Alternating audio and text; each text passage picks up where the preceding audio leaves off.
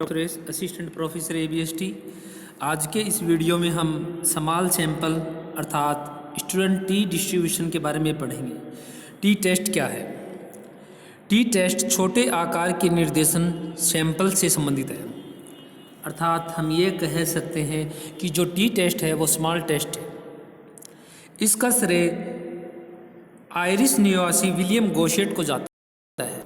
Irish निवासी William गोशेट ने T test का प्रतिपादन किया, जिन्होंने इसे स्टूडेंट के नाम से भी प्रकाशित किया, क्योंकि टी टेस्ट की खोज 1908 में की गई।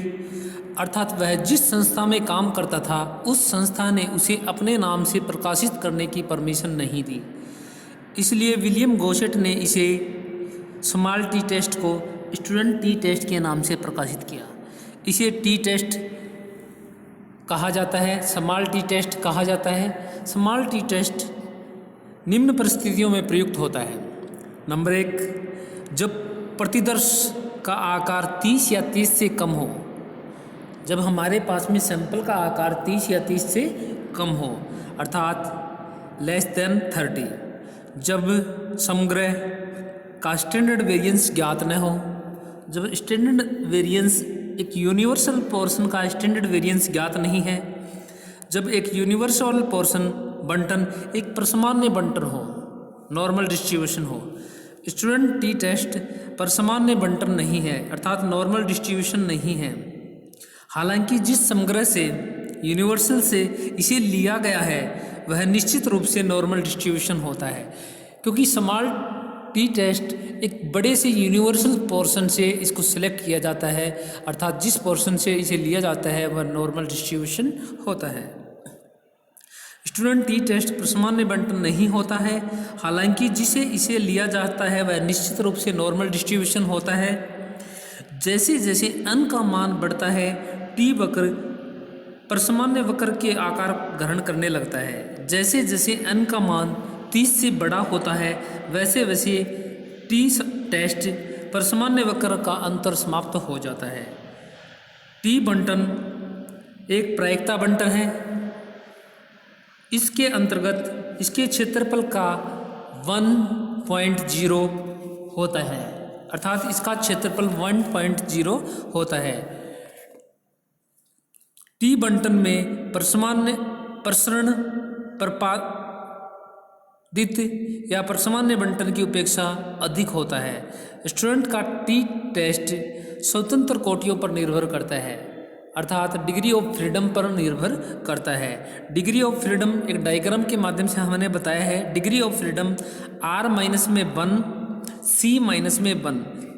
यहाँ पर नॉर्मल डिस्ट्रीब्यूशन और टी डिस्ट्रीब्यूशन को शो किया गया है। परसामान्य बंटन 5% या 1% पर इसके सार्थकता स्तर को चेक करते हैं, यानी 5% या 1% पर यह सर्टिफाई होता है। डिसीजन टी परिकल्पना का मूल्य टी की सारणी मूल्य से अधिक है। टी प्रकलित मूल्य से परिकल्पना मूल्य या प्रकलित मूल्य से सारणी मूल्य अधिक है तो शून्य परिकल्पना असत्य है और प्रतिदर्श और समष्टि के मध्य अंतर सार्थक होता है। इसके विपरीत परिकल्पित मूल्य सारणी मूल्य से कम है तो इसके अंतर्गत अंतर अर्थहीन होता है और शून्य परिकल्पना सिद्ध हो जाती है। इस प्रकार हम टी टेस्ट के बारे में कहा गया है। टी टेस्ट एक स्मॉल टेस्ट है। मैं एक बार फिर आपको एक्सप्लेन कर देता हूँ। टी टेस्ट एक स्मॉल टेस्ट है जिसको एक बड़े से निर्देशन से यूनिवर्सल पोर्शन से इसको लिया जाता है, एक सैंपल के रूप में लिया जाता है। ये आयरिश निवासी विलियम गोशेट ने इसका प्रतिपादन 1908 में किया। जिस वक्त इसका प्रतिपादन किया गया, अर्थात 1908 में इसका प्रतिपादन किया गया, उस वक्त वह जिस संस्था में काम करते थे, जिस संस्था में वह सर्विस करते थे, उस संस्था ने उन्हें अपने नाम से इसे प्रकाशित करने की परमिशन नहीं दी। इस कारण उन्होंने इसे स्मॉल टी टेस्ट के नाम से, अर्थात स्टूडेंट टी टेस्ट के नाम से इसे प्रकाशित किया गया। इसमें हमने कुछ एक्सप्लेनेशन किया गया था, पहले कर चुका हूँ मैं। ये इसका आकार 30 या 30 से कम होता है, अर्थात जो सैंपल का आकार है वो 30 या 30 से कम होता है। इसमें स्टैंडर्ड वेरिएंस ज्ञात नहीं होता है और एक समग्र बंटन यूनिवर्सल पोर्शन एक परसामान्य बंटन होता है। स्टूडेंट टी टेस्ट हालांकि एक जिस पोर्शन से लिया गया है वह एक यूनिवर्सल पोर्शन के रूप में प्रतिपादित किया जाता है।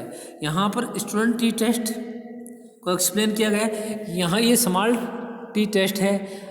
अब आपसे पूछा जा सकता है कि स्मॉल टी टेस्ट क्या है या स्टूडेंट टी टेस्ट क्या है। तो स्टूडेंट टी टेस्ट हमारे पास में ये टेस्ट इस प्रकार का होता है। इसको विलियम गॉसेट ने प्रतिपादित किया गया था। इससे संबंधित अपन प्रैक्टिकल क्वेश्चन नेक्स्ट क्लास में करेंगे। आप लोग इसको अच्छी तरीके से स्टडी कर लीजिए।